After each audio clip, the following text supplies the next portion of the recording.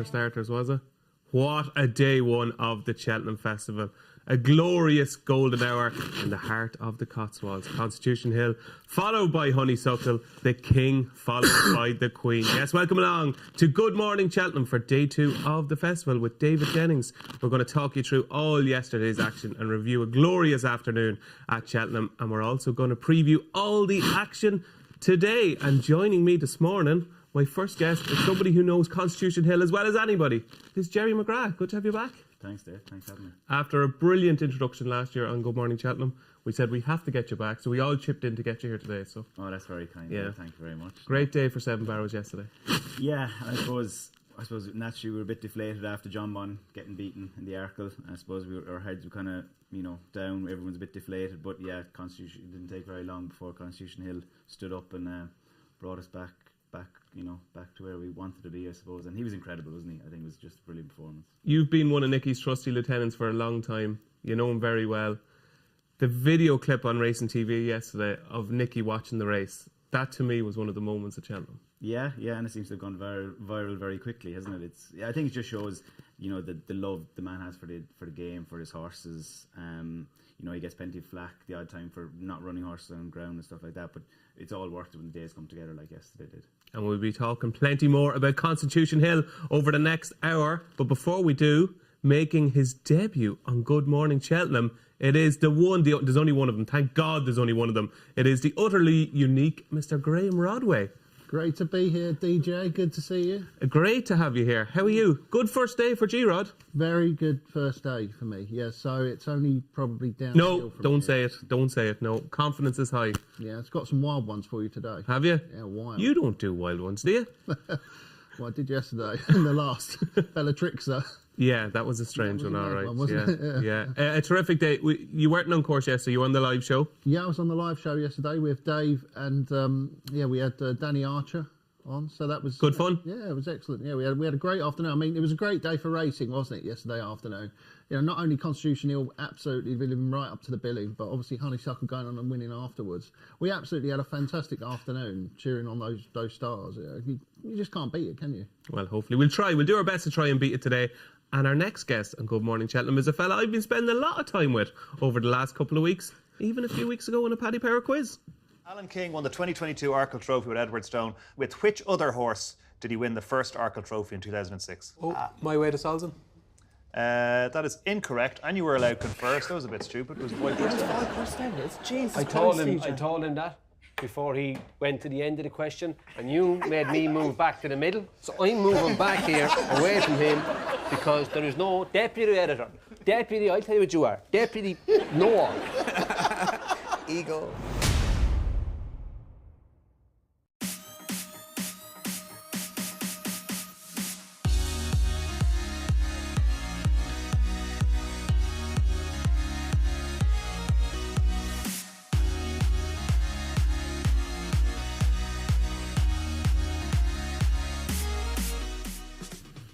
What a joke.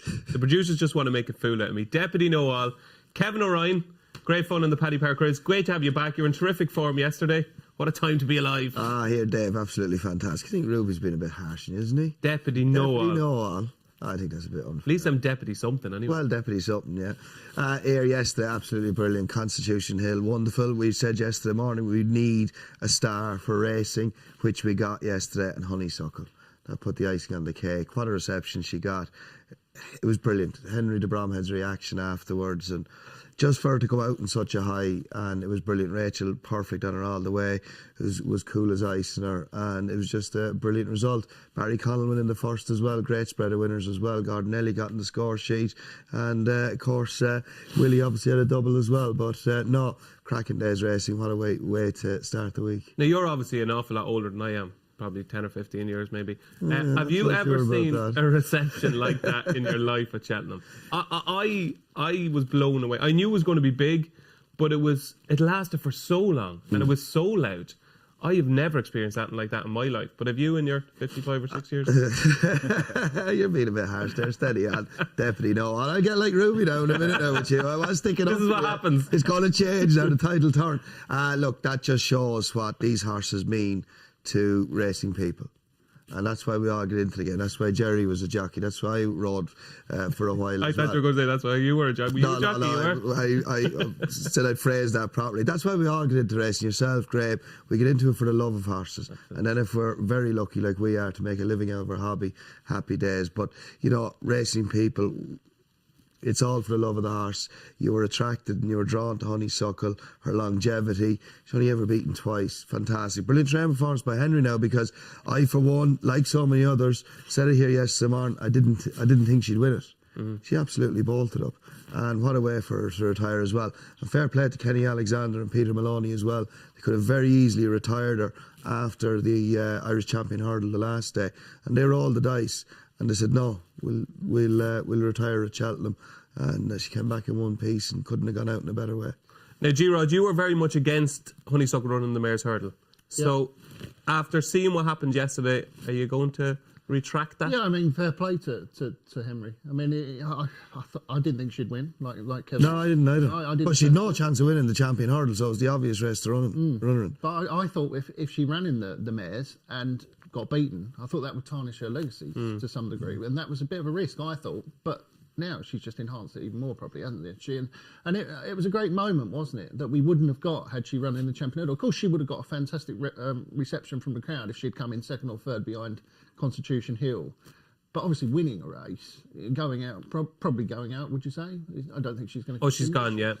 So going out like that is a great moment for all racing fans and the connections, of course. I watched it in the owners and trainers bar yesterday, and everybody stood up. Owners and trainers all stood up, and whoever else in that bar, and they clapped her.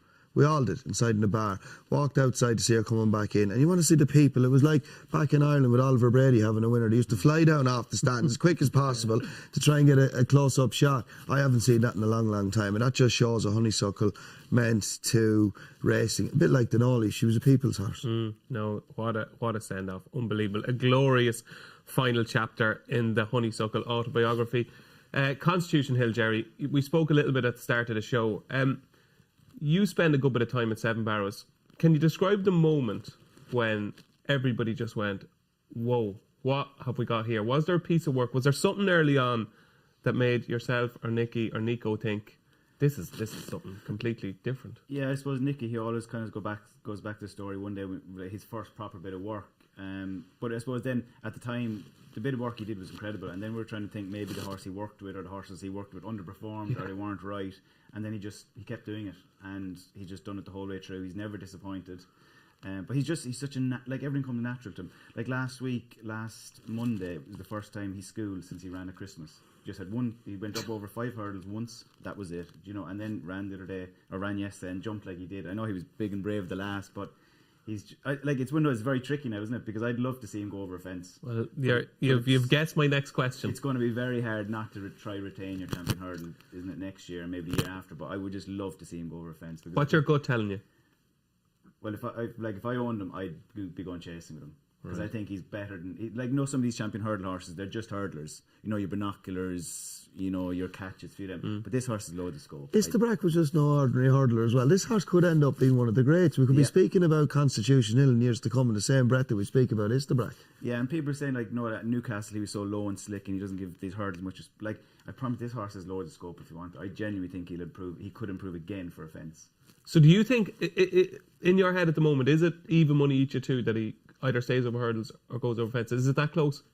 Yeah. Really? I have a feeling Mr. Buckley might be leaning towards going chasing, but Mr. Henderson might be wanting to retain his champion. Like Nicky just loves the Champion Hurdle. He just loves... I know he loves the Arkle as well, but he just loves speed over hurdles, just 2 miles. 9th win in the race yesterday, yeah. Yeah, it's incredible. Unbelievable. Master. Right, G-Rod, I'm going to give you the hard question, okay? Right now, is Constitution Hill better than Istabrack? No, not yet. Oh, wasn't expecting that. But he could quite well be, couldn't he? He's run only 6 times, DJ. It was an amazing performance from a horse who's had just 6 runs over hurdles. If you go back and look at the way that Istabrack went through his career, after 6 runs, where they are, Constitution Hill was here, and Istabrack had a lot. It took him a long time, didn't it, to get to the top? So, personally, I think you've got to go chasing with him. You've got to go for the big one, haven't you? Go for that Gold Cup. Imagine if you go and win a Champion Hurdle and a Gold Cup. I just think that elevates you above pretty much any other horse in history, does it not? Absolutely, yeah. And the highest ever Racing Post rating for a champion hurdle winner yesterday, 177. Yeah, well, it's the breakfast 181, but not in the champion hurdle course. Yeah. Oh, right. Oh, God, you've done your research, haven't you? That told me so it did. You keep the hurdle? Oh, all day, every day. You can't beat a champion hurdle 2 mile hurdler. Oh, But there's only one Dawn Run. There could be two now. Might only be one Constitution Hill. Do you? I don't think we want to see him turn up and win 3 or 4 champion hurdles like he did. Kevin does. I No do. fun in that, is there? I do. No. I don't mind the Arkle next year. Nicky will have something else for the Arkle, will he? Well, we lack the novice hurdler. We lack the novice hurdlers this year now, so like the natural progression isn't as strong. Yeah. Do you think that if they go chasing with him and it gets to Cheltenham next year, does he go Arkle? Does he go the novice races, or does he just go straight for the Gold Cup? He's too good to run an Arkle, is he not? But like he's not Gold going to go. Cup, He's not going to go guys, from 2 please. miles up to 3 miles too in 12 months Yeah. and go chasing. No, there'd be too many variables there for sure. No. He could win a champion hurdle and 3 Gold Cups. Yeah, well, Imagine. he could win the champion hurdle next year and then run in the Arkle or he could run the Gold Cup the week after. Or I'd be shocked if he goes chasing. Yeah, it'll be I'd be shocked if he goes chasing. I would too. I would too. I think in the moment now, it's really easy to say, oh yeah, he's going to go chasing. He could win a Gold Cup. But when it comes down to it, when we get into next October and the Fighting Fifth is coming up, I have a feeling it's going to be, well, let's have one more year over hurdles, and then he wins 2 champion hurdles. And we need to win 3 like Istabrack did. I think that's the way it's going to go. I agree with you. Please God, we're all going to be sitting here next year. Well, it depends on your performance today now, Kevin. Hopefully, Racing Post and Paddy Power will want us back here next year, and we'll be saying this time next year, please God. How impressive was Constitution Hill yesterday, winning a second or the champion Arkle, or hurdle. the Arkle this day. Or the Gold Cup. Gold Cup. Well, Graeme, you're definitely on another planet with the Gold Cup. Rodders lives in Rodders land. Yeah. We love him for it. Is there anything else we're forgetting from yesterday before we move on? Anybody deserve a mention from yesterday that we haven't? Barry Connell. Credit where credit's due. Barry Connell, anybody who'd listened to Barry Connell over the last month or 6 weeks was told, Marine National, I've got the 2 best horses in the 2 novice hurdles. Obviously, we come to Goodland in a while today. How right he was at Marine National. And Michael O'Sullivan, second ever ride at the Cheltenham Festival. He was as cool as a cucumber. And first leg of a double. He's the type of jockey that just seems to take everything in. Is he going to go right to the top, Kevin? You know your jockeys. You're aging for about 274 of them. Like, how good is this guy? He's potentially going to be very, very good. I was so impressed with him yesterday. We're watching him every day at home. He only turned professional at the back end of the summer, didn't he? He's still claiming 5. And how cool he was on that horse yesterday, with a lot of pressure on. He was so cool turning in. Paul has kicked for home with Facile Vega, and he's just gone through the motions. He was so confident in his own ability and the ability in the horse as well. Went down to the last, sat, boom, went down, and then kicked for home. Then after the back of the last, he was very good in Gordon's horse as well. He's just so cool. And for a guy who has relatively little experience, only a £5 claimer, he keeps going the way he's going. He could go to the top. You know what he has, Kevin? Something severely lacking on these couches today. Brains. A degree in agricultural science. He went to college, he got his degree, and then he started riding for Barry Connell. So clever bucko, isn't he? Unbelievable. But no, great result. Barry Connell puts a lot into the game. He's a great team at home. Gareth Cotter, Roger Loughran, two really, really good guys who know the time of day. They served their time in Desi Hughes's, and Roger was in Christy Roach's as well. And that they know the time of day. They rode a lot of winners, and it's just a great team. And fair play to Barry Connell. He got some kick out of that yesterday, and no money in the world will buy that feeling that he had yesterday.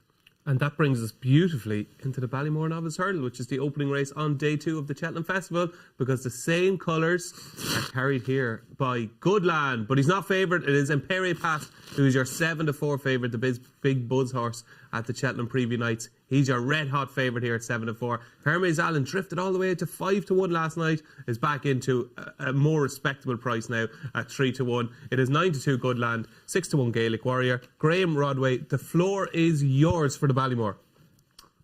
I'm back in American Mike. What? What's wrong with American Mike? Go back to last year's bumper. What's wrong with American Mike? Yeah, go back to last year's bumper. He's got the best form in the race, he's not? Yeah, but that's a year ago, Graeme. Yeah, but you've got to be forgiving in this game, haven't you? Right, go on, sell American Mike to us now. Well, things have obviously not gone to plan for him, have they? Obviously. Obviously. Right? But last season he was one of the best bumper horses around, is he not? Cheltenham Festival. Two very important words in that sentence last season. Yeah. Yeah, well, obviously, you've got to forgive him a few bad runs, have you not? We have to look to the future. Don't ever look back. Don't ever look back. 2.5 miles might suit him. 2.5 miles might suit him. Yeah. I don't think. Well, at the prices anyway. You don't even see him at the prices. Like, what is he? 50, 33? He's 33 to 1 with Paddy Power. 33s. You wouldn't even have a pound in at 33s. No, I wouldn't. No. Look, I think he's a very good horse. I think his jumping is what worries me. I think he's still a little bit awkward. I think there is a touch of Don Cossack to him, as in, a big, really promising young horse who's lost his way, and he could come back. And this time next year, I'd say we could be talking about him as a potential Brown Advisory horse. But now, in the hottest novice hurdle of the week, is he really going to win this after the run at Navan? I thought it was weak. Oh, this is the hottest ballot. This is the hottest novice hurdle. I thought this was Willie going, all right, let's find the weakest race and run our best horse in it. No? I think this is really strong. Really Impere Pass, who's, I would say, his best novice hurdler. Hermes Allen, who was brilliant in the Shallow. Definitely the best British novice hurdler. Good Land won the Grade 1 at Leopardstown. Gaelic Warrior is unbeaten this season and was just touched off in the Boodles last year. This is a good race, Graeme. I don't think it is. I think it's quite weak. I think American Mike could easily run into a place. Okay. No, obviously. I mean, I think that Impero Pass is the one to beat. He was very impressive, wasn't he, when he won at Punchestown. The Mullins team seemed to think that he's very, very good. Mullins very rarely gets it wrong, does he, at this meeting? I mean, we saw yesterday, when he sends out these fancied runners, they just win, don't they? Gaillard, Doonan, Manil even found a way to win, even though he looked like he was beaten all ends up. He still comes through and wins. El Fabiolo. If you had to pin me down and say, what horse do you think is going to win the race? I would say Impero Pass, but at the odds, got to be having a bet on American Mike each way. Okay. It's American Mike each way for Graeme Rodway at 33 to 1. Like last year, Sir Gerhard beat Three Stripe Life, beat Journey with Me. This is a far better race this year. This is a hell of a Ballymore, isn't it, Jerry? No, I agree. I do think there's plenty of strength and depth there. I do think Impera Pass is the kind of horse that we might, at the end, on Friday evening, we've had a brilliant week's racing, but I think Impera Pass might be the horse has to go into your notebook as maybe the horse of the festival, most promising. I think this horse is the real deal. Like we just touched on earlier, the previews have been the Irish previews with coming out of the Willie Mullins. Yeah, they just seem very, very strong in this horse, and I do genuinely think this is the horse that we're going to be walking away from this evening thinking, wow, that was very impressive. And will he be a horse that maybe wins today and then goes back for the champion next year, goes back and trip? I don't necessarily think he needs 2.5, does he? I don't think so either. And good point you made. A few of these winners. Brave Inca won this race, didn't he? Istabrak won this race as well. Rock on Ruby won this race before they went back. Obviously won the champion hurdle. I'm not usually stuck for horse, but I'm still a bit shocked. By First Lieutenant, was he not? Who? Rock on Ruby win this race? Did he win? Maybe he was just beaten. Maybe not. You're right. Maybe you're right. I'm not usually speechless, but I'm still shocked with the American Mike theory there. I wasn't messing. Well, yesterday, when we were talking about the champion hurdle, everyone seemed to be saying, well, when Constitution Hill goes chasing, of course, which they will, Imperi Pass could be the one that goes on and becomes the champion hurdle. Constitution Hill will be back here winning the second champion hurdle next year. Anyway, you're obviously close to the Elliott camp. Your brother is obviously a good friend of Gordon's. What's the vibes about American Mike? He's been disappointing this year. Simple as that. You don't need to be an insider to know that. You can see that with your own eye. Stevie Wonder would see it. He never saw it once, did he? But it's been very disappointing, to be fair. And they have a tongue strap on him for the first time today. Look, Gordon's like Willie. If anybody can get them back, they will get them back. But it'd be a watching brief for me, to be honest about this. I couldn't see him at any chance. And then I know Facile Vega came out and he ran a cracker yesterday, right? Beaten by a better horse. But you have to have question marks over that bumper form last year, wouldn't you? Oh, yeah. Hey, look at this champion bumper at Punchestown. How was he beaten? 15, 16 lengths, American Mike, by Facile Vega in Redemption Day. He can't have been at his best that day, though. He must have been over the top because he's miles behind Facile Vega, isn't he?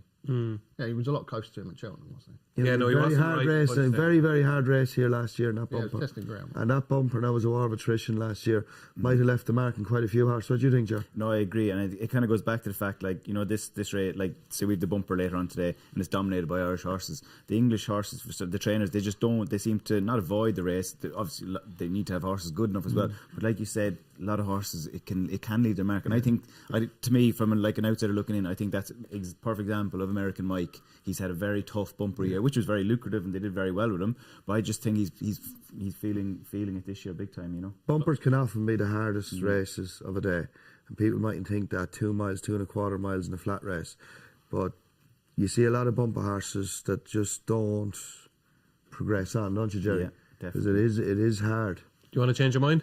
No. You're sticking with American Mike. The tongue strap is actually a little bit of a worry because Elliot's not got a great record when he slaps the tongue high on. Probably your only worry, really, with American Mike, yeah, is it? apart from that, he's certainty, isn't it? Bomber, isn't it? It is G-Rod. That's why we love G-Rod. G-Rod, 33-1, American Mike. I think we're reading far too much into the British performance in the Supreme. Tamuras, to me, was never going to win the Supreme. Hermes Allen, he's a good horse, Jerry. He is different to Brave Man's Game. He's a now horse, Hermes Allen. I don't think he's going to be a Gold Cup horse in the future or anything like that. I think what he did in the Challow, to me, was one of the best novice hurling performances of the season. And he's already come up the hill. He's already a course and distance winner. I think this whole, none of the British novices are any good. I think he's way above every other British novice. And yesterday when he went out to 5-1, that was ridiculous. He's back at his right price now, 3-1. I think he's going to take the world of beating here. Yeah, no, it's interesting. And I think, obviously, I'm an Irishman, but from the British racing point of view, we just need a horse because, like I said, he's the best of the English novices around. Which wouldn't be hard.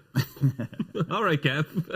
No, but it wouldn't be. No, exactly. No, and even in the Supreme yesterday, it was the first 8 home were Irish trained. Yeah. You know, it just, and like, you know, I said, the Supreme horses are the future horses for next year going chasing. And like we said earlier, Nicky didn't have a run in the Supreme yesterday, so we're just lacking horses to go novice chasing next year.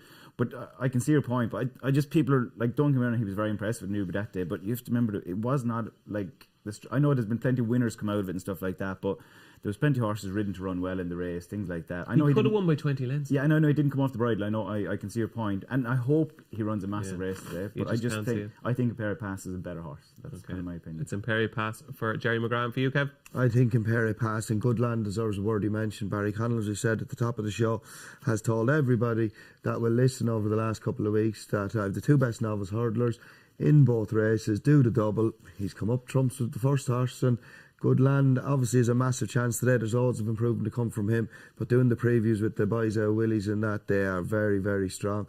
David Casey's napped them up with a few previews, and David Casey is one of the best judges you'll come across. Hermes Allen Ruby made a very good point in a couple of the previews that the Challow Hurdle winners have a bad record in the Ballymore, and he put it down maybe to the fact that the track in Newbury, it takes a lot of getting. It can leave a mark on him. Jerry, you'll obviously know better than me, but soft ground that time of the year, maybe the reason Ruby said that Challow Hurdle winners having a great record at Cheltenham is maybe they just might just leave their mark on him a little. Well, I think which of the linemen won the Challow and went on to win the Albert Bartlett. So a festival winner has come out of the Challow, but it was a long time ago as well. It was. But I think this is the best one we've seen. I don't know. I think it is. Would you be worried about the Newbury track for the effects it would have? To a point, but I suppose sometimes the Challow, it doesn't actually it's not actually a brilliant race sometimes, and horses actually get racing a long way out. Whereas Hermes Allen the other day, like you said, it was looked like a bit of work to him nearly necessarily, didn't he? He just jumped, travelled, and quickened up nicely on that ground. But I wouldn't be too worried about that. But I don't think we can blame if he gets beat today. I don't think they can use that one. Sounds like Ruby could be overthinking it. I mean, the Challow every year just generally a weak race, isn't that's it? what I mean. That's why horses don't come out and win at Cheltenham. I mean, if Imperial Pass were running the champion hurdle, the Challow hurdle, we'd still be saying he'd win today, wouldn't we? Yeah. Apart from me, of course. Yeah, no, you're an American Mike man. So it's 1 vote for American Mike, unbelievably. It is 1 for Hermes Allen for me, and the 2 Shrudies here on my right are all over Imperial Pass. Moving on to the Brown Advisory Novice Chase, and this is another banker for many of the Irish, and perhaps Gordon Elliott's best chance of a winner this week. A second winner, should I say, because he had Jazzy Matty yesterday. It is 6-5, Jerry Calam. It is 9-2, Sir Gerhard. Very well backed in the last 24 hours. The real whacker is 11-2, 10-1, Time Hill, 12-1, Gallia de la Toe, and 14-1, Bar. Kevin O'Ryan, we'll kick off with you here. Jerry Calam, is he the banker of the day? Yeah, near enough. Very hard to see him beat. This probably isn't the strongest of races, and you go down through it. I think this horse doesn't get the credit he deserves. He's a horse who races behind the bridle. He'll love the ground, and he'll most definitely love the step up and trip as well. I thought he was very good in the Scilly Isles. I thought he was very over a trip short of his best. Thought he was very good, and he won his first Grade 1 That gave Jordan Gain for his first Grade 1 winner at Limerick over Christmas time as well. And I think he's just different class to these. He couldn't be in better form. He looks fantastic. And he's just a horse that, I'd say connections don't know how good he is yet, because he's just a lovely way of racing. And I think that'll really play to his strengths around here as well. He's uncomplicated, race a little bit behind the bridle, so you don't know how much he's left in the tank. I think he'll win, can't see past him. Real whacker. Great story for Paddy Neville. Paddy Neville was struggling in Ireland. He went across to Middleham, and he's doing really well. He'd 3 or 4 winners in a day in Catterick there a couple of weeks ago. The real whacker's been a great servant for him and has really put him up onto the next level, but I don't think he's in the same league as the likes of Jerry Collab. Look at his penultimate win at Cheltenham. He beat Indigo Breeze and lent in 3 parts. Indigo Breeze wouldn't lead Jerry Collab down to the start. And Jerry Collab, for me, different class. Sir Gerhard, I wasn't impressed with his round of jumping in Gorham Park. I thought it was very, very sketchy. And I think Jerry Collab, simple, he wins. Back him. Jerry Collab? Yeah, I suppose I was trying to oppose this horse a small bit, maybe like last week or whatever, when people really jump in. But when the rain came, I think it's hard to go away from him. But then again, we were just talking earlier. The ground yesterday, we were talking about times and stuff there. I don't think it was as slow and as soft as we kind of expected it to be. But I just love this horse's performance at Sandown. I thought that was, because like Nico was on Balco Coastal, who I think has got a great chance each way shout in the Turners tomorrow. But I just loved the way, like, when Nico kicked, he jumped upon Fate and he kicked for home from there. And just for a second, Jerry Colomb got caught flat-footed, but once Jordan gave him a squeeze and he got in the top gear, he was just going away. And people saying he didn't hit the line strong, but I couldn't have that. I thought it was a very, very impressive performance, and going back up and trip today. He just does enough too, doesn't he? Yeah, exactly. Like I say, he's a lovely way of going, and those sort of horses, like I said, don't get the credit because they just don't go around there on the bridle. Well, they're not flashy like yeah, that. Exactly. Yeah. And I think this could be, like, we'll be talking about this horse maybe as a genuine Gold Cup contender this time next year. Could be run against Constitution Hill. Yeah, could be. Let's hope so. Graeme, 6-5, Jerry Colomb. Is that value? No, I don't think it is. But I absolutely get the case for him. I was very impressed with him at Sandown. I thought he was very good. He looked beaten. Belco Coast had travelled really well, and then I thought he outstayed him up the Sandown Hill. Sandown can be a pretty good prep for Cheltenham. I really liked him. I put him up anti-post, but just at the prices right now, surely the bet has to be Sir Gerhard now. He is the best horse in the race on pure ability, I think. Look at his form. He's only ever been beaten twice. He's come to Cheltenham. He's won twice here. I can see him going around on the bridle if he jumps well enough, and that's of course the issue. He's only had 1 chase start.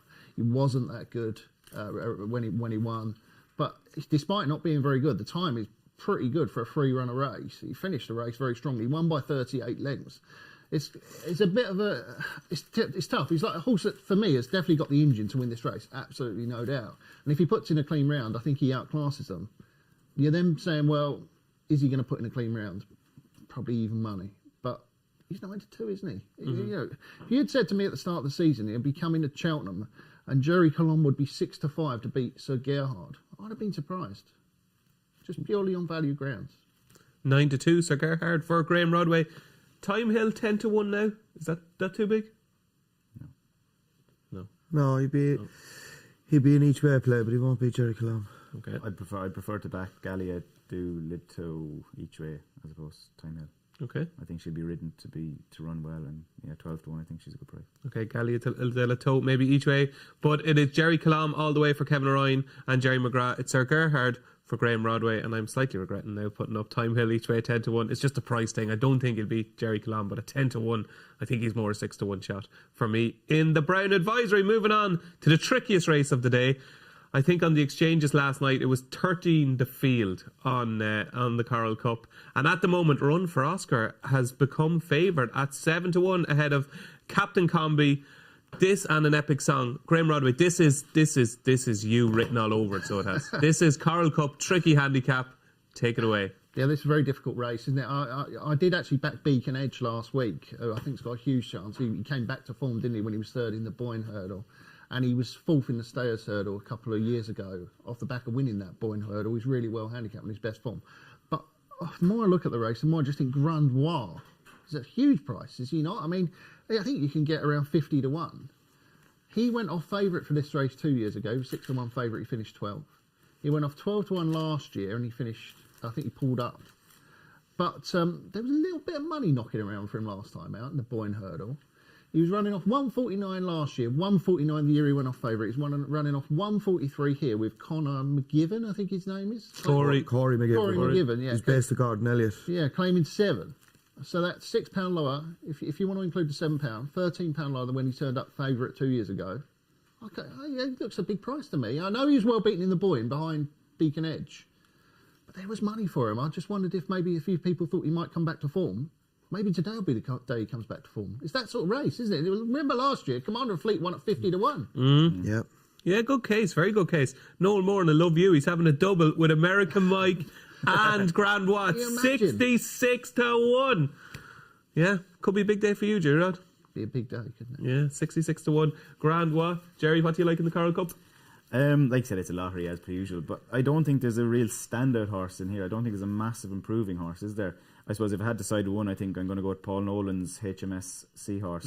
I just they've said he's not very big. He's 15-2. I'm just very interested.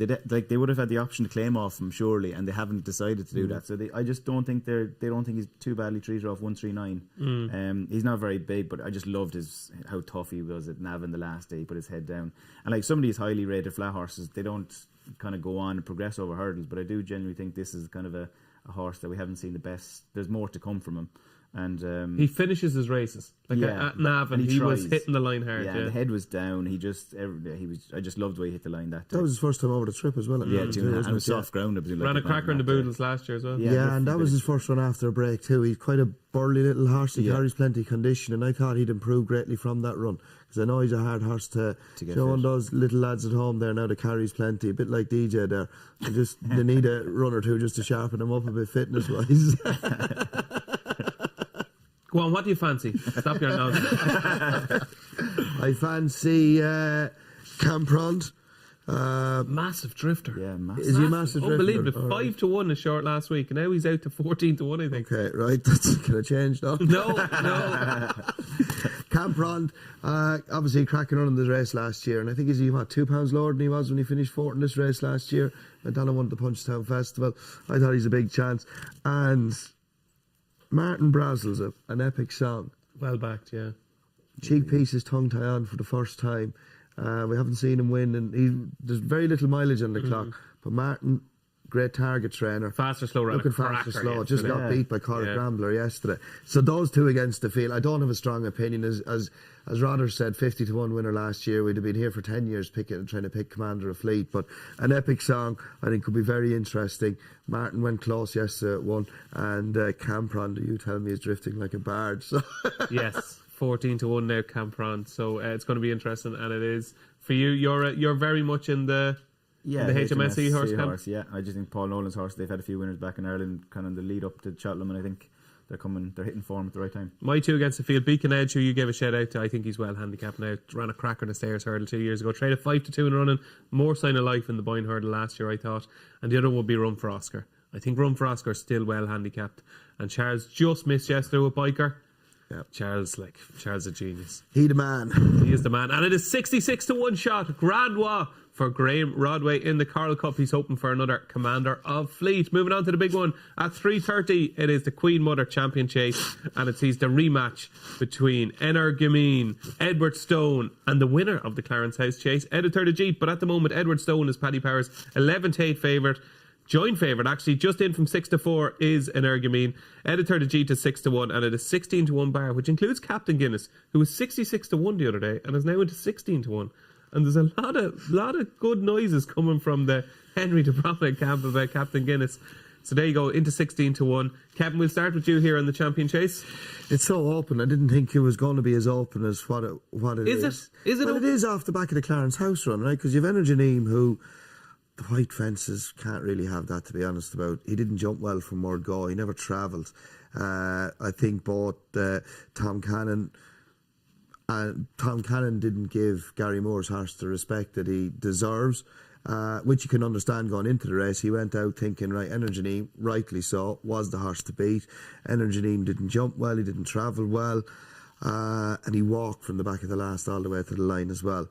I thought Edward Stone, he had a lot of ground to make up. One thing I didn't like about Edward Stone, he's gone by Editor de G. I thought he was going to go on and win a length and a half. And I don't know if, one, he had too much ground to make up, used up too much energy, or did Edward Stone half pull himself up. Who'll win it? I'm going to go with Edward Stone.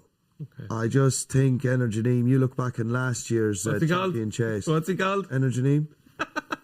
Energeneem. Go on. Go on. Willie Mullins' horse, the Paul Town. Energeneem, yeah. Last year's champion chase one. Tony Bloom's horse, Yeah, Energeneem, You look back at the race, Shishkin obviously bombed out, right? The form was dreadful. Jacques and Poursois. Jacques and Poursois unseated. I wasn't impressed with him. We really beat nothing, to be fair, in Cork. And I don't think the form was strong enough. I think Edward Stone will win for Alan King. And so do I, Kevin. A collector's item. Myself and Kevin O'Ryan agree on the race. Him now because the two of us will definitely together. No, we've a good record together, Kev. The dream team, 11-8, Edward Stone. I can't have Captain Guinness, can you? No, absolutely not. If he wins, he'd be very disappointed, wouldn't he? Yeah, absolutely. 2 votes so far for Edward Stone. Are you going to make it 3? Yeah, I'm going to be very boring, and I think it's Edward Stone's race to lose. I think, like, tactically, I suppose these two horses, they've had kind of, I suppose Energeneem. Do you think they'll change it up today? Do you think they're not going to obviously try to take on Etiquette? I think they'll sit second. I think they'll go a bit more forward on today. And I suppose the Tom Cannon, I say, like, if he time over again, I do think he'd have been a bit closer. But I suppose he was going into the race on the back of what happened at Kempton at Christmas when he unseated. He just wanted to get it. Like, you still have to remember, Edward Stone, he's not an easy ride. He does have to settle. Yeah. It's a big thing. And I think he's one of those, once he settles, you can put him into a race. And I suppose he just wanted to school him around early doors the last day at Cheltenham, just get him popping. Because, like I said, he came out of his hands at Kempton. And it was just a bit an obviously kind of mistake. But I just think today they'll be a bit closer. And I agree they didn't give the Gary Moore horse the respect he probably deserved. I think he'll run a big race again today. But I just think Edward Stone's the best horse. I love Energeneem, but I just don't think he's as good as he was. Yeah. And I was just worried, like, he didn't, like, from the back of the last of the line, he was, like I said, he was walked. He was drunk, wasn't he? Yeah. Compared to when you see the replay when he won last year, the rain came from, everything came right from him, and he just powered from the back of the last of the line. No, I think Edward Stone. I think Alan King won for the Brits. I think they're. Should we be giving Gary Moore's horse a bit more respect? To be fair, though, Jerry, you can take that one up. I don't. I don't think he'll win today, but I do think he'll run a big race. I don't think he's just a pacemaker and they're just going to breeze past him. You'd love the way that he battled back up the hill the last day. There is a bit of Sire de Grugy about him in that he's improving all the time. We keep kind of saying, other horses will probably finish ahead of him. Yeah. And Sire de Grugy took his chance. Maybe Editor de Jeet will take his. Yeah, like I said, he's definitely titled to be as short as he is, but it's Edward Stone for me. The one thing I do think that's worth pointing out, Arkle winners have an incredible record the year after in the champion chase. Like, put the kettle on. Won an Arkle, came back and won a champion chase. Sprinter Sacra, Altior, like Sizing Europe. It just seems to be this is the time for Arkle winners. The year after, first year back in the champion chase, 3 votes for Edward Stone. Can we complete the full house G-Rod? Come on! I'm not going to say no. Well, you are. I know you are. I just don't know what's going to win this race. Like, I think Energeneem is the best horse in the race, but every bone in my body wants to take him on. I do not like Willie Mullins' horses as they age. I think they fall off a cliff quite quickly. I think we saw that with Jacques and Poursois. And I think that Energeneem's 9 now.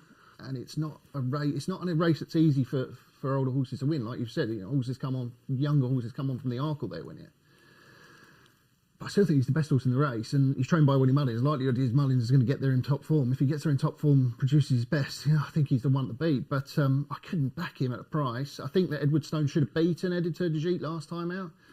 I think that what happened was he just gave the leader too much rope, and he came through. He was going to go and beat him, and he just had to do so much work to get to him. Editor de Jeet is a very, very strong stayer. Given a perfect ride up front by Noel Houlihan. I think that Edward Stone will beat Editor de Jeet. But would I back Edward Stone at a price? No, I'm not sure I would. Anything could happen. It wouldn't surprise me if Captain Guinness ran well, and I tell you, it wouldn't surprise me if Funambule Civil ran well either. At 50s, it really wouldn't. I know it was a weird race, wasn't it, when he won at Newbury last time. But it's that sort of race, isn't it? We've had weird results in this race before. And remember when Special Tiara beat Duvan and Deffy Desoy got beat, didn't he? By Politolog, yeah. I think Energeneem will win. Okay. I think he's the best horse in the race, but I wouldn't back him. Does that? Yeah, that's fine. I'm That's not betting fine, this race. This is a race that I'm just going to watch and enjoy. And the producers made me put a tip up, so I went for an urging in. But So it's the producer's fault. Kieran and Dave, it's your fault. if you ask me 7 times, I might give you 7 different answers. I just don't know what's going to happen. I'm happy to say that. Okay, but right now it's an argument. But right, Well, the only one you haven't given us is Grenadine. I don't think that Grenadine can win. But I do really like Green Tea. Here we go. Here we go. You know, he's one of my favourites. You know, he's a great horse, but he's a great horse around Sandown, isn't he? Although I haven't said that, he might. Oh no, we've enough. We've He enough. might have won this We've race enough. a few years ago. We've enough. We've enough. Okay. Out there, Negri, he was unlucky a few years ago. They've gone really hard a couple of years ago. He might have won this, mightn't he? Coming in fresh, goes well fresh. Once good ground, doesn't They he? could all win, couldn't they? Once quick. All 7 in the Queen. Yeah, they could. Yeah, Can't okay. Graeme We have Rodway 3 could win. very confident votes for Edward Stone, and we have 7 tips from G-Rod in the Queen Mother Champion Chase. Well, let's continue on to the Glenfarclas Cross Country Chase, because this is obviously extremely simple.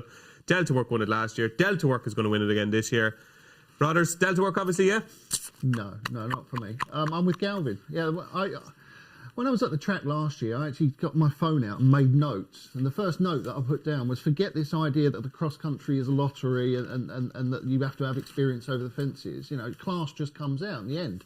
And I think that Galvin's a better horse than Delta Work, personally. You know, he's achieved a lot more in his career, I think. And it's just whether he goes over the fences, isn't it? He would, I think, ideally like good ground. But it's the middle of the track at Cheltenham. It doesn't get waters. It's only running it a couple of times a year. I think it'll be a bit better ground over in the middle there than it will be on the main track.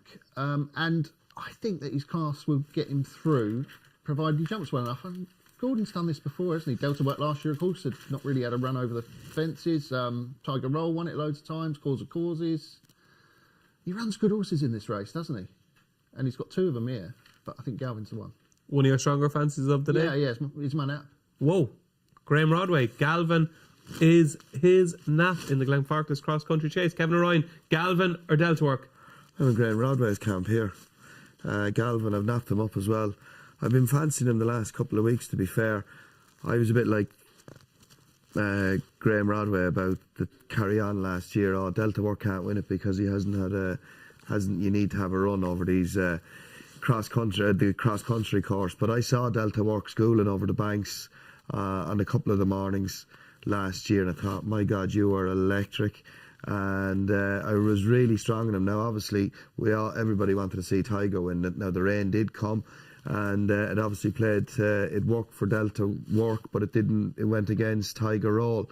But I haven't seen Galvin because I've been here with you for the last 2 mornings, schooling over the cross country fences. He's eating, drinking, and sleeping banks for the last 2 months. And It sounds like he's an absolute natural over them. He's loads of class. I wouldn't be worried about the ground at all, to be fair, because as Graeme said, that cross country course, Jerry had no more.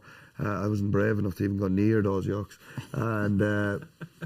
But they don't water the track. Obviously, it's the least used part of the track as well, so that will be a bit quicker. And the ground, to be fair, yesterday, as we touched on earlier on, didn't seem to be as bad as what we were expecting it to be. And I think Galvin will beat Delta Work. there you go. 2 votes for Galvin so far. Jerry, you going to make it 3? No. You're Delta Work. Delta Work. Yeah, bit of sense. Yeah. I was just a bit surprised, Gav. Why, I thought he had a lovely run in January at Cheltenham when he finished 3rd in the Handicap. Why did they run him in between? I just thought he might have gone there kind of fresh.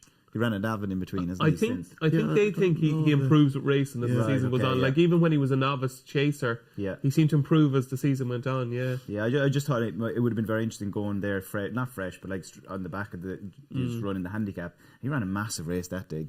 What weight he was giving away. He was just a bit awkward at the last. He might have been a bit confident for that. Yeah, but I kind of think you knew your fate turning in. That he was beat turning in, wasn't he? You know the weight was going to catch up with him. I just think he wins, and I just had a big price. Diesel Dahlia, 4th in the race last year. He's 50-1 each way price again. I think. That's probably something to say about these 2 horses. Is that, like you say, Delta Work improves and gets better as the season goes on. Galvin's a horse that's better after a break. You know, all of these big figures come after a break, and he's had that little break coming in. Can I do my best Graeme Rodway impression here? Do it. I fancy a mad one to run well. I think Delta Work will win, but Foxy Jacks is madder than you. Now he is bonkers, right? But he has ability, Kevin, as you know. When he puts it all together, he has ability. And I thought he was absolutely tanking here in January when he came down at the bank in front of the stands. He ran well in the Paddy Power Christmas, really well, wasn't he? I'll tell you what, he was unlucky in the Paddy Power. He was. He got absolutely wiped out of it around, a few strides after the last. He was unlucky. And now he ran an absolute shocker in the Leopard's Hen Chase. He never went a yard. But that's just him. You can't rely on him. He's 50-1. I do think Foxy Jacks, if he did get into a rhythm under Ricky Doyle, I think Foxy Jacks could just creep into the frame. But it is Delta Work for me. And we have a hung jury. We have 2 votes for Delta Work and we have 2 votes for Galvin in the Glenfarclas Cross Country Chase. Moving on to the penultimate race in the card. Kevin O'Ryan's favourite word. Penultimate. It is the Grand Annual. And at the moment, final orders. Is that caption correct? 9-2 favourite. Final orders is 9-2. Holy God. Dino Blue is 11-2, 15-2. Andy Dufresne, third time lucky is 8-1, and it is 10-1 bar. I wasn't expecting that, Kevin. 9-2 final orders. You're getting dressed, are you? Yeah, getting dressed. Sorry, Dave. Yeah. Well, no, it's not. Will we go to somebody else? Go to someone else there for a minute. Jerry, final orders on a winning streak, but he's 9-2. Yeah, I can't. Like, of all the handicaps this week, I think this is probably one of the hardest to try talk about, to try decide what you want to land on. Like, even you see Andy Dufresne third favourite. Like, to be honest, I thought Andy Dufresne to me was gone. Do you know what I mean? I thought he's not the horse of old or whatever. But, and then third time lucky, I think it's wide open. I've actually gone for a horse a bit of a bigger price. I've gone for Dad's Lad of Willie Mullins's. I think this is an interesting horse. I suppose the only worry I'd have is that he's had a bit of a break. Does he not want proper winter ground? Maybe he wants a bit of a better surface. But I just think at the price, he's 20-1. I think he's a bit of value, but I can't get my head around this race. Anything could win. Yeah, it is one of the trickiest races of the week. Grodders, have you managed to find our Grand Annual winner? I hope so, DJ. Yeah, this is one of my stronger handicap fancies of the day. I fancy Sizing Potsy.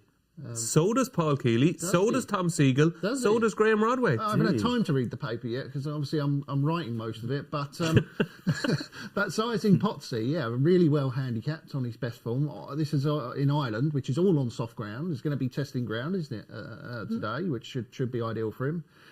This has obviously been the plan. Jack Tudor's getting a lot of rides, isn't he, for David Pipe this week? I wonder if he's maybe the man that's going to come in and take Tom Skoo. Yeah, he could be.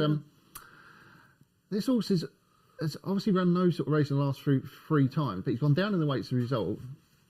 He finished second behind Tamores in a hurdle, which is fairly good form for a horse that's better as a chaser. I think he won at Ayr, didn't he, at the start of the season? So we know that he's not completely gone, but yet he's running off a much lower mark than he's capable of being performing from in the past. He's just so well handicapped, you can't ignore him. I think he's got a huge chance Sizing Potsy, but if Tom and Keels have gone for him, they've probably wrecked the price for me, haven't they? They have. They've wrecked the price for you. But look, they still fancy it, Rodders. And when Tom and Paul agree, it's a ringing endorsement. Third Time Lucky has been my fancy for this race for ages. Now, I mean ages. Even, I would say, since last year at Aintree, I said, get that horse handicapped, bring him back for the Grand Annual. But the closer the race is coming, I'm in the Andy Dufresne camp here. I've seen him in Gordon's last week. He looks great. He was second in the race last year after the same mark of 155. Global Citizen just got away from him coming down the hill. He doesn't have £10 in hand. He's not 165 horse, but I do think this is his day. I think he'll be cherry ripe today, and I think he's a massive player. I think 15-2 is probably decent bit of value now, given how he ran the race last year. So my 2 against the field will be Andy Dufresne and Third Time Lucky and Kevin O'Ryan. When you gotta go, you just gotta go. Just can't help it. You couldn't hold it in. No. Were you bursting for long, were you? Good while. Shouldn't have drank that cup of tea beforehand. Wouldn't be like Kevin O'Ryan to take the piss, would it? What do you fancy the Grand Annual? Oh, 10 out of 10. Go on, well done. You've been waiting for that one. Ever since you were walking back. I'm going to throw up an absolute mad one because I don't have a strong fancy in the race. It's a type of race I think that anything could win. It's contagious. Graeme Rodway is contagious. American Mike, Grand Wall, Foxy Jacks. Now, what have we got? Call me Lyrie. Oh, right. Okay. In each way, poke. Sam Ewing on board as well. You look back through his form is good and strong. He is quirky. He can be a little bit sulky in his races, but just Cheltenham might spark him up. I think he's a big price. I'm not saying he's going to win, but it could be one of those races that anything could pop up. I don't particularly fancy Andy Dufresne. Noise the tongue strap on. Look, he hasn't done much for me now for what I've seen of him this year. Haven't gone, wow, right, I'm going to watch him for Cheltenham. Top weight, I don't know. I'd take him on. I like Call Me Lyrene at a price, a sporting bet. Did you read the Racing Post on Sunday by any chance? No. Would you have read the big read with Gordon Elliott on Sunday? No. Well, you wrote it, so as soon as I opened the Racing Post, see David Jennings, deputy editor, deputy know-all, I have to read it. So goes without saying. Well, if you're my idol, you know that. Yeah, I am. Yeah. Some idol I am. Well, if you had read the big read in the Racing Post, you would have seen the bet of the week from Mouse O'Ryan was Call Me Lyrene. So you're singing from the same hymn sheet. Yeah. Call Me Lyrene. I just think he's got a great each-way chance. Now, he's a mind of his own, but just around here today. And if you look back through his form is quite solid. Dino Blue could be very interesting as well, but it is a big ask. But I don't fancy Andy Dufresne. But I think Call Me Lyrene has got a great each-way chance. Excellent. There we go. So Dad's Lad for Jerry McGrath. It is Andy Dufresne for me. Call Me Lyrene for Kevin O'Ryan. And G-Rod, your selection was? Sizing Potsy. Sizing Potsy for G-Rod. And we're on to the finale. We're on to the Weatherby's champion bumper. And one man who knows a lot about Willie Mullins' 10 runners is Ruby Walsh. 10 horses, Ruby Walsh, that Willie Mullins is saddling. And Patrick raised a few eyebrows in the trading room when he decided to ride Fact to File, and his odds have plummeted since. Yeah, look, I think ground, age, stamina, those kind of things have kicked into this decision for Patrick to ride Fact to File. Obviously, A Dream to Share is your favourite. He beat Fact to File in Leopardstown. That was a slowly run race. I think this will be a much different contest. I would be of the opinion that Stayers win this race over the speed horses, and I could see Fact to File changing that with A Dream to Share. It's, for me, was very impressive when he won at Navan, but the form isn't great. Fun was good at the Dublin Racing Festival. She's a filly, doesn't have enough weight for Patrick, and Daryl Jacob rides. Chapeau de Salil has to turn the form with better days ahead and run the straight line. He was very wayward and he won. Rachel Blackmore rides Western Diego, and 6-year-old again, that's going to really keep going. Age could be key here too. Danny has opted for Westport Cove, which kind of raised my eyes over Western Diego, but he obviously fancies Westport Cove. Outside of that, you have Loughlin, Michael O'Sullivan. He was tough when he won. Chosen Witness, I think, can run better than he did at the Dublin Racing Festival. He won on really testing ground at Limerick. Sean O'Keefe rides. Lecky Watson is still a maiden. Jack Foley rides. He probably needs to improve, as does Captain Cody. But I think Patrick may well have got it right, and I'd be with Fact to File.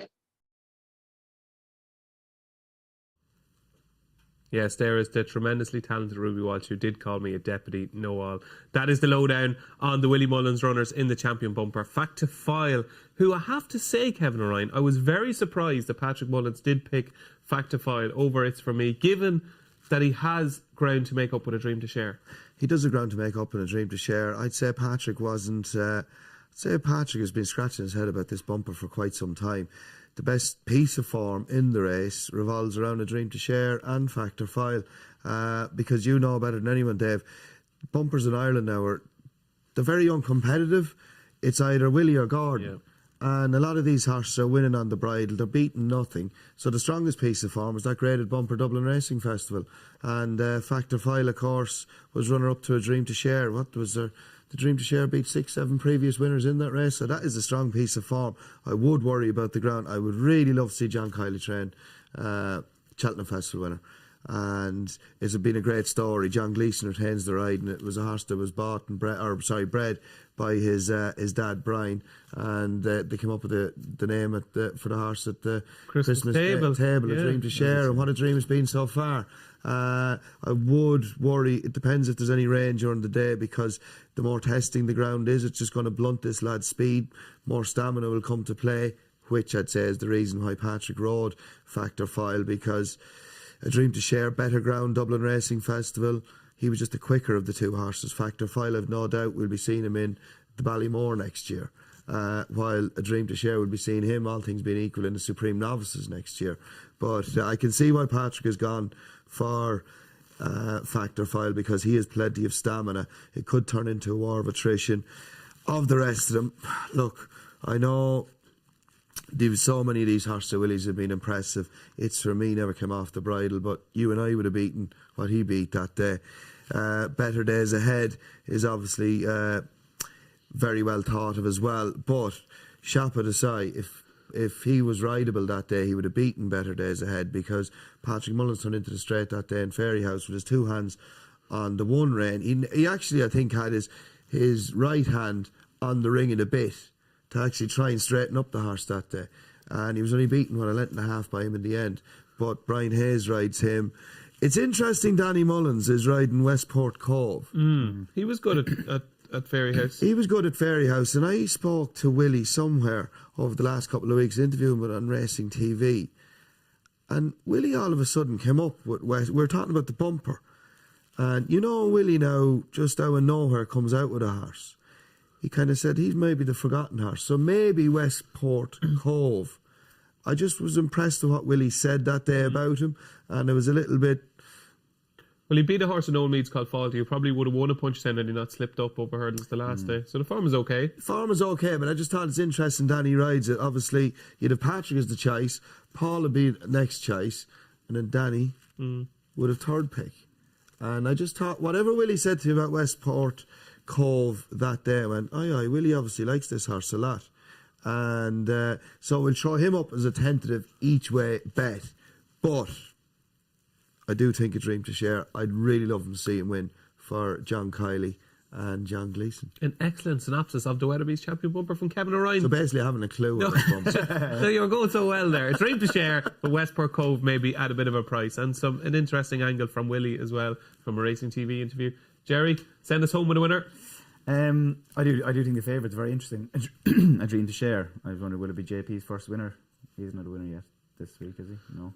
Well, it'll be interesting, but I suppose my one worry is, like, I suppose technically he's flatbred, isn't he? He's by Muhra out of Galileo Mare.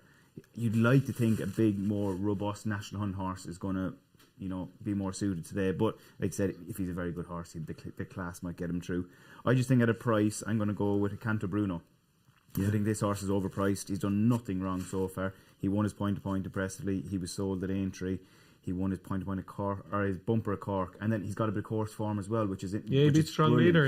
Yeah, he's a mile. He's a strong. I think he'll end up wanting a bit trip down the line. I just think at the prices, John McConnell, he's a trainer that's going places very quickly. But I just think if he was training, probably would have had a winner yesterday as well if luck was on his side. Oh yeah, Mallarmission. Exactly. Yeah. Very unlucky. I just think this horse at the prices, I think he's been mapped out for this race, like obviously most of these horses, but he's had a nice break. I think at the price, I think he's a great bet. John was tweeting him the other night. Myself and Fran Berry interviewed him at Dundalk on the Friday Club, and nice plug. Well done. He went through, very important. Plug Friday night. Yeah. Kevin O'Ryan, Fran Berry, great crack at the Friday Club. Mutton Jeff.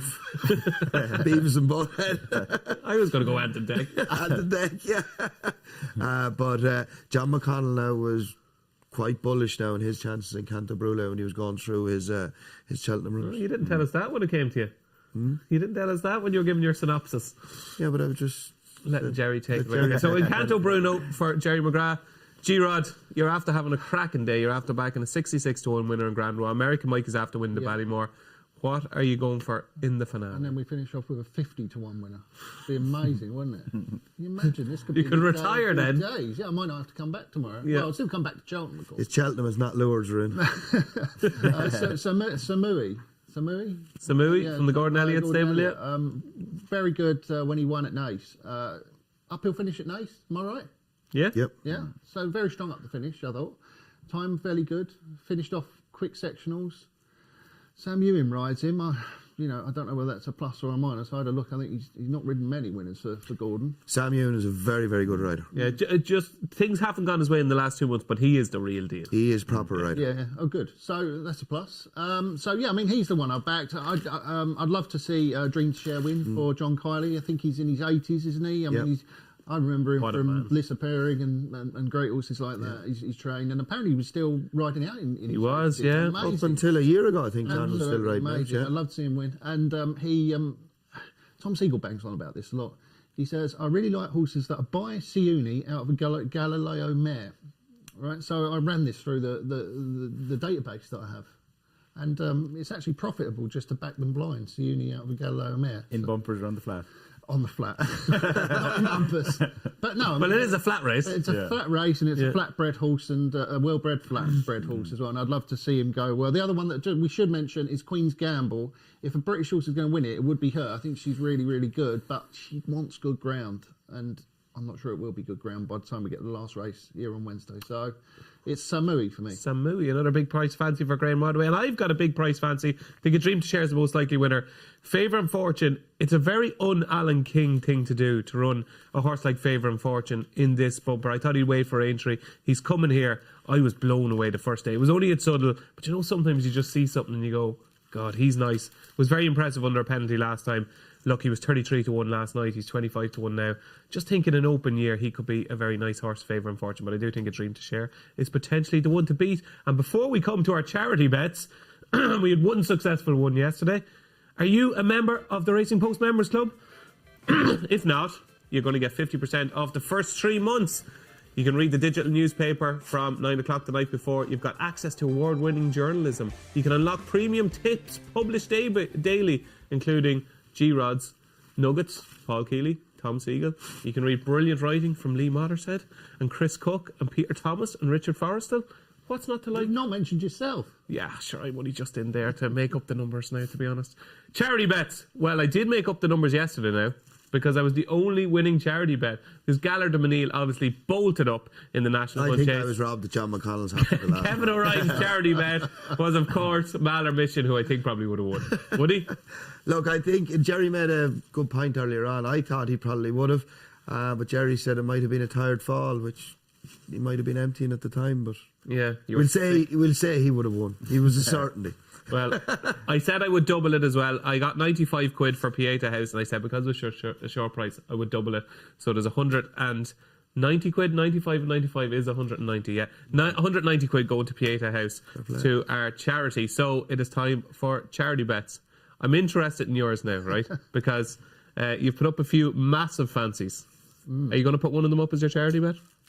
50 quid courtesy of Paddy Power to a charity of your choice. Well, Galvin is my strongest fancy of the day, but sizing Potsy.